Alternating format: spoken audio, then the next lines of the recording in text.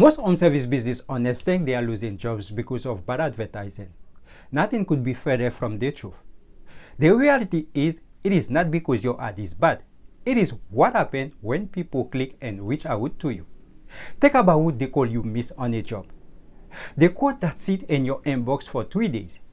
And the lead that books your competitors because nobody called them or text them back. Hi, my name is Janelle Montas, and I build AI system for home service business owners.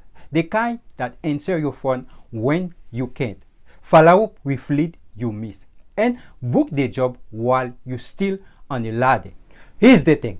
Every between a customer is reaching out and you responding is an hour they are calling someone else. That's not a marketing problem. That's a lead.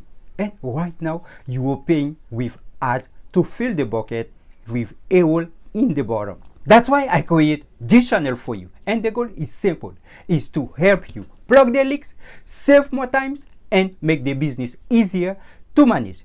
If that's something like what you need, hit the subscribe button and click the notification bell because I have more videos that can help you save you more times and make more money.